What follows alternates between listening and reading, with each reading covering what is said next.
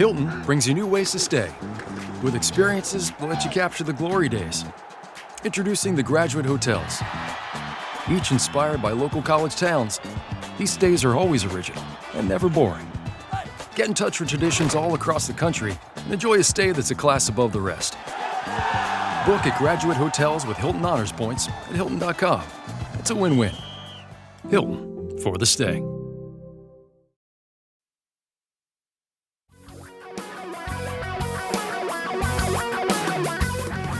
Reality radio for a really great future. We're talking real money. Hi. Welcome to the Combo Podcast. Good to see ya. Okay, we don't really see you. We pretend to see you. Like I'm looking at you right now. See? I see you. I am Don McDonald. I am Don McDonald here in Florida again, thank heaven. And then I'll be on the road again next week up in South Carolina, going to Pawleys Island, the beach there with my wife and her family. And then I'll be back here in Florida. And, I got to tell you, I prefer my studio. I'd rather be in my studio. I like it here. And over there in the Model Military Aircraft Museum, which needs a little dusting. No, I just added a new model, by the way. So another new model? Mm-hmm. Yep. Which one? You can't see it in that picture, but it's what is it? Just tell me. P-47. Great plane. Okay, I'll take your word for it. World War II, apparently. Yes, World War II. That's correct. It's his favorite era. Should be the World War II Model Military Pretty Museum. close. There are a few jets in here. Yeah, you got a few extras. Yeah. And the U.S. didn't have any active jets. No, they did not. Only the Germans. Well, the British had one too, but they didn't use it as much. Okay. The Me-262, the Germans had in action far more than anything the Brits had. Yes. How embarrassing for us. Yeah, they were ahead of us in a number of areas, and that was one, definitely. Thank goodness we have that new Al-Zawahiri missile. The Ginsu, that is the wow. Ginsu, yeah. I read that about that. I thought, and that's as far as we're going to go with that on this family program. The last minute when you see that, you're like, well. It's like, well, slicing and dicing. Yeah. Hi there. This is the podcast and the video cast, so you can actually see what stupid stuff we're doing. I'm Don. Tom's over there. I think we did all that. And today we're going to respond to a comment. We're going to devote this issue to a very important topic. Okay. A very important topic that came up through a comment on our last video cast of Talking Real Money, which was about retiring early. This gentleman said, good information I will pass on to my kids. I wish you would do something like this for someone who is at retirement and wasn't able to put away $1 million or even close. I'm probably going to work at Home Depot to pick up some extra money that I can use later. So what we are going to talk about in this edition of the podcast is those who get to retirement and are essentially broke. What do you do then? You're 65, you're 66, you're 67. You're going, I'm ready to retire, but I don't have any money. I don't have a pension. I didn't save very much. Tom, what do I do? Yeah, and all kidding aside, I've seen this actually on a personal level. It's no fun to not have a regular source of decent amount of income and try to live out your life and face the myriad issues that come with getting older, especially your health.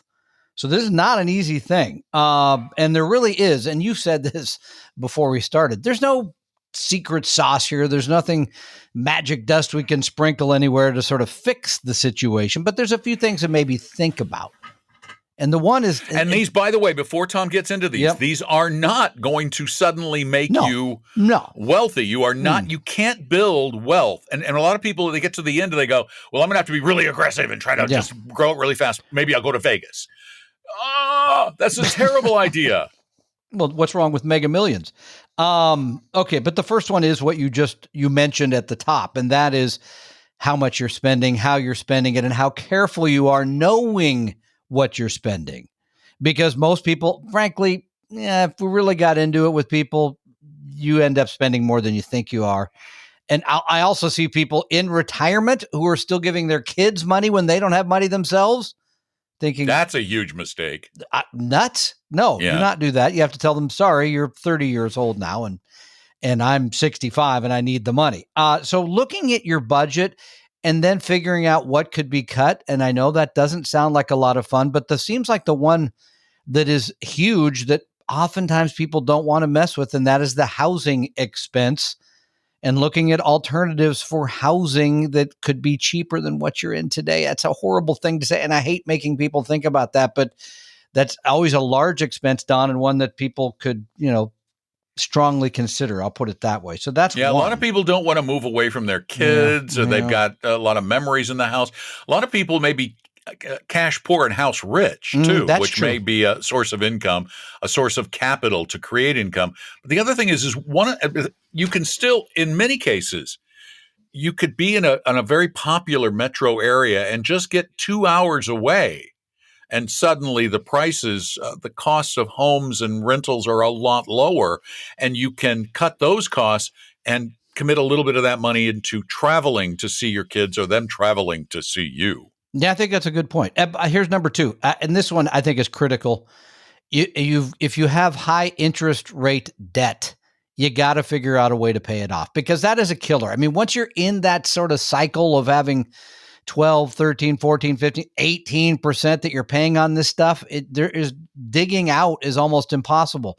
So you got to figure out a way to do that over a period of time. You got to clean out that debt. And you raise a good point, by the way, Don. There are many people in the Puget Sound region who have not been savers, but they do have equity in their homes. And we'll continue. We're looking more into the reverse mortgage situation, which is a last resort. I get it. It's still a bit of a crazy place with a lot of fees. It is, with a lot of fees. And so you got to know what those are, and you got to know whether or not they make sense. It came up in the Seattle Times recently.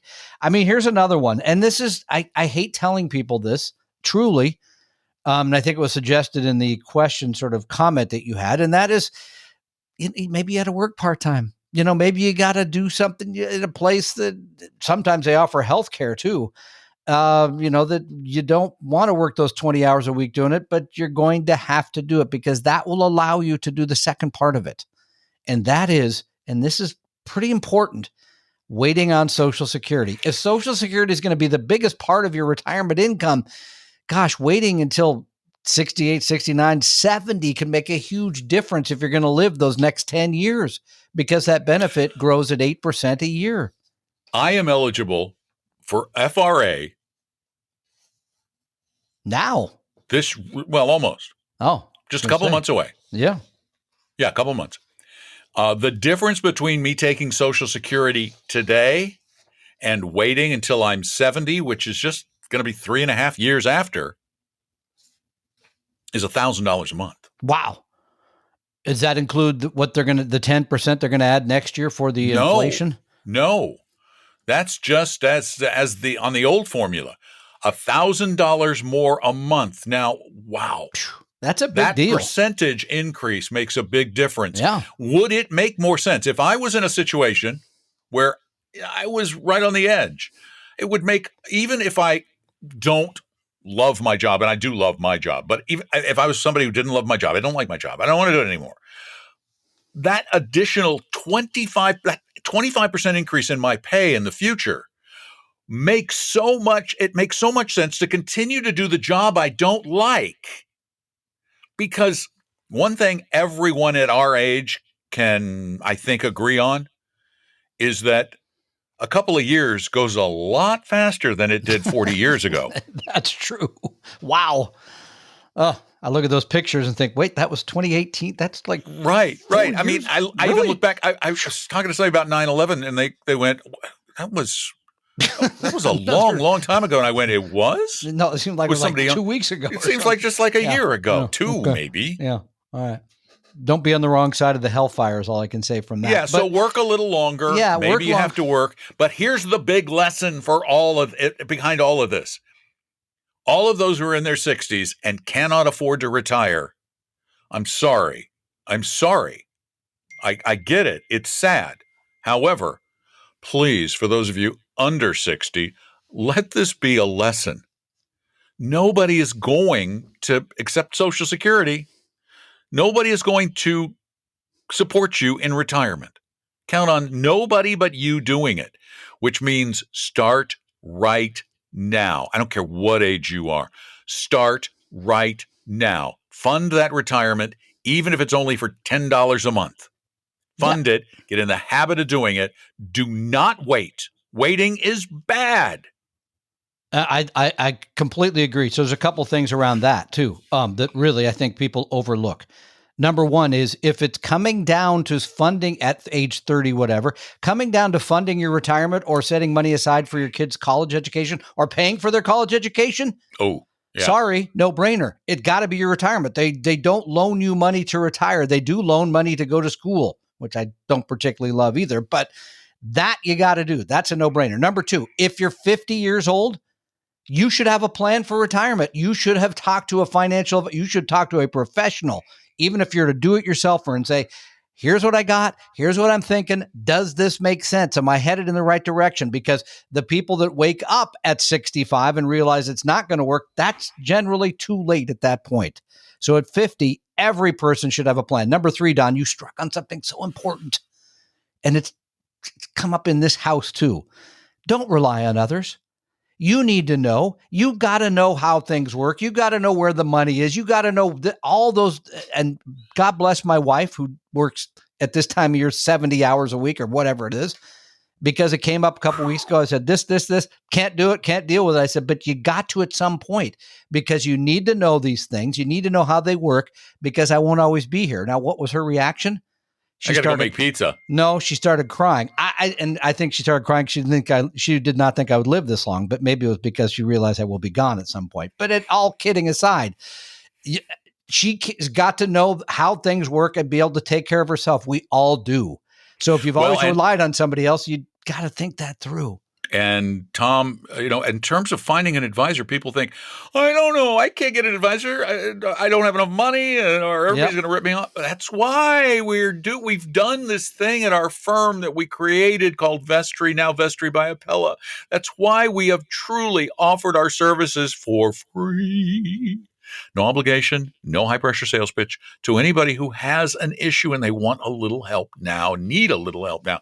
It's not even want, it's need. You need it. We know you need it. Go to Vestry.com and set up an appointment. It's free. It's easy. Vestory, Vestory.com. Just set it up. Really.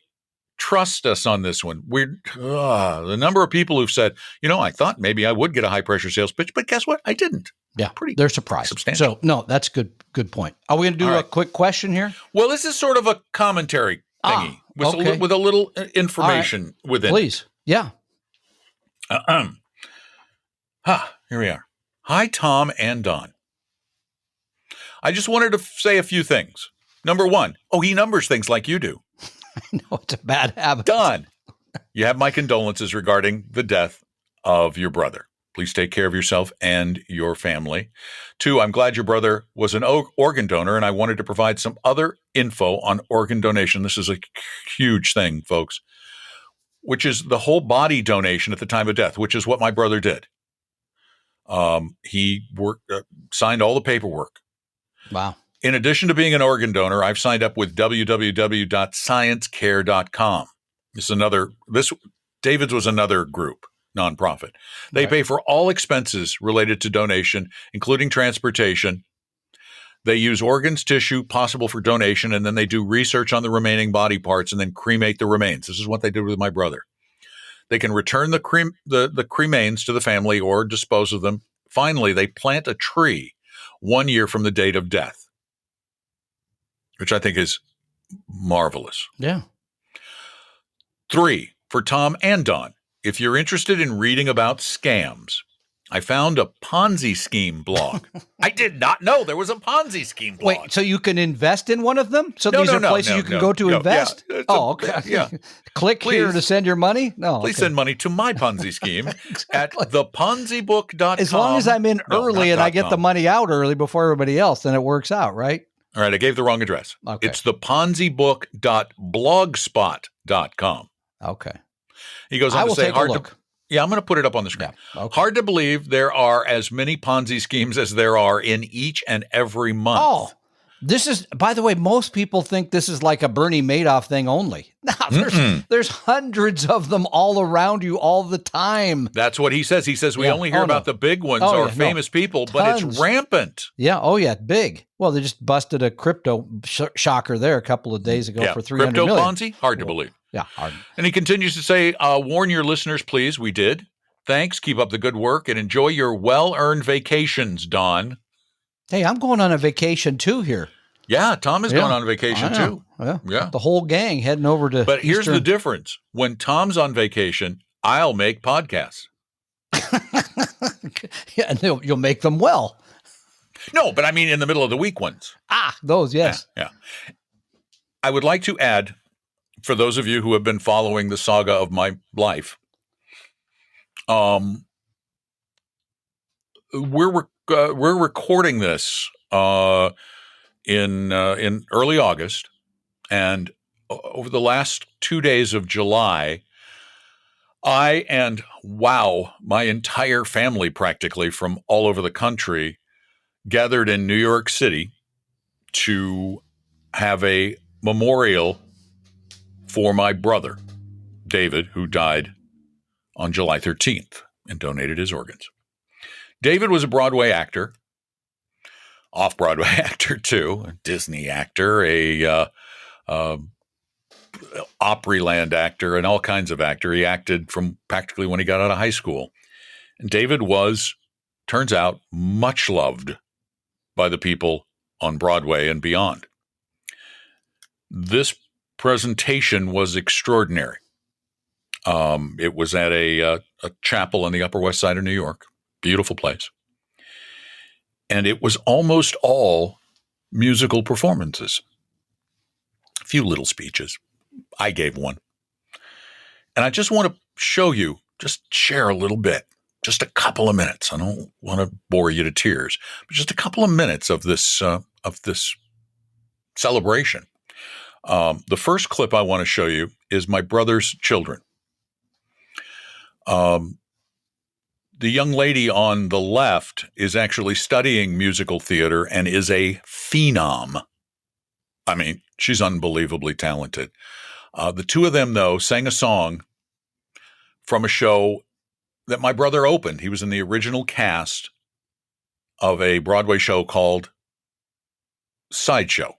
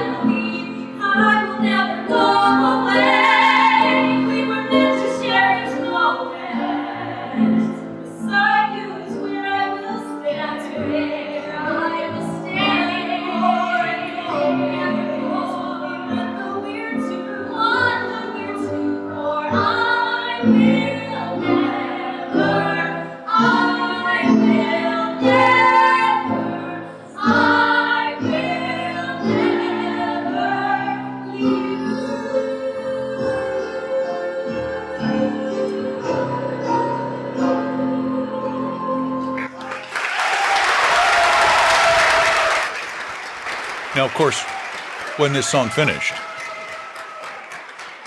everybody was in tears. That absolutely includes me. And I had to speak immediately after them. I literally laid my head down on the podium and said, this isn't fair. I can't do this. I managed to choke it out. I don't know if it was that good, but I choked it out. And then a couple of other numbers. Guy sang The Impossible Dream, who was David's vocal coach and a Broadway actor, was so good. Then 15 members of the Broadway cast and the traveling casts of Les Miserables walked up to the front, along with some other actors and actresses from Chicago, from Phantom of the Opera, from Dr. Zhivago, others. they gathered at the front of the room with an incredible music director who was who was the music director for Les Mis. And they did this. Look down on him in mercy. Forgive me all my trespasses and take me to your glory. Take my hand, I lead you to salvation. Take my love, for love is everlasting. And remember the truth that once was spoken. To love another person is to see the face of God.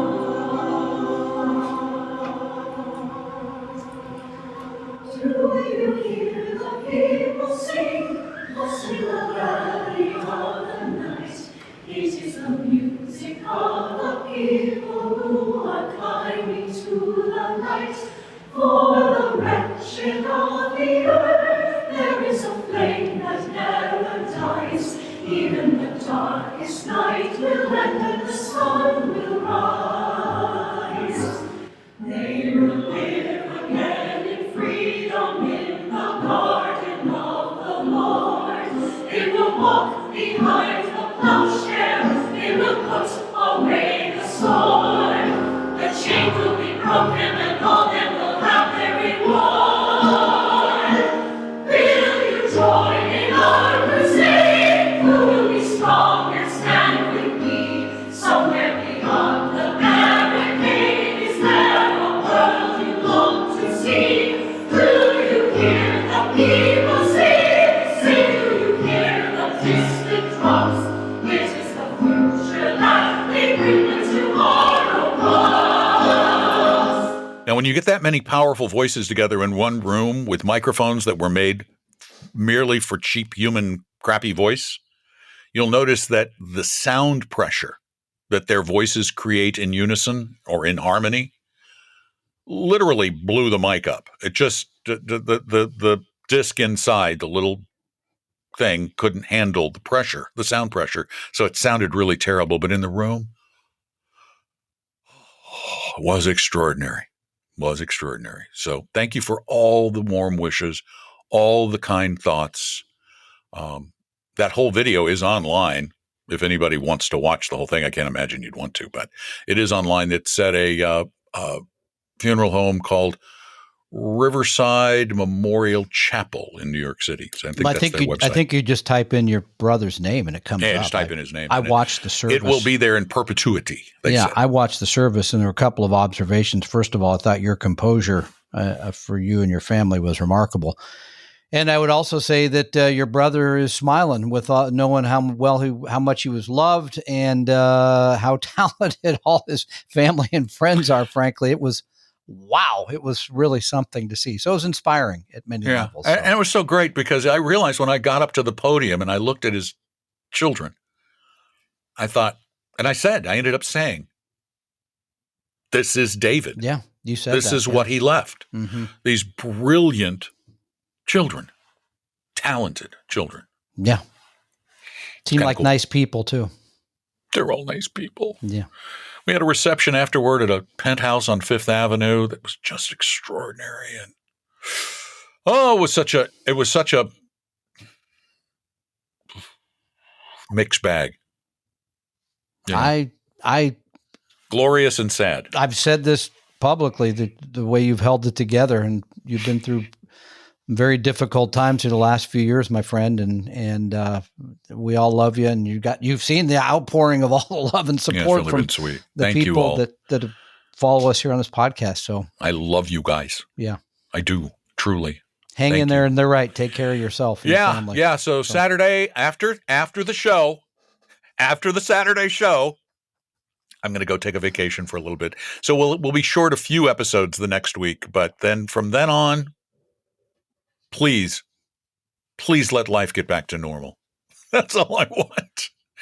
Tom, thanks so much. Thanks for all your kind thoughts too about all that occurred with David and your support. And is there anything else you want to add before we go? No, I think Okay. I think we've said it all, as it were. Thank you all so much for being a part of our gatherings, video and audio gatherings. Spread the word. Tell your friends. The more the merrier. We really, really want everybody, to listen and watch these little programs we call Talking Real Money. We hope you realize that the information provided on Talking Real Money is for informational, educational, and hopefully enjoyable purposes only. Providing personalized financial planning or investing advice takes time, so please consult with a really good fee-only fiduciary investment, tax, or legal advisor. We know a good one. Investing must always involve risk. In other words, you can and probably will lose money at times. Also, as much as you want it, no one can accurately and consistently predict the future. So past performance doesn't tell you a darn thing about what the future will bring. Unlike many other programs that say something similar, Talking Real Money is not trying to get you to buy or sell any financial product or securities. Instead, the program is provided as a public service by Apella Capital, a fee-only registered investment advisor. Thanks for listening, and please visit TalkingRealMoney.com for more information and disclosures. Are we done now?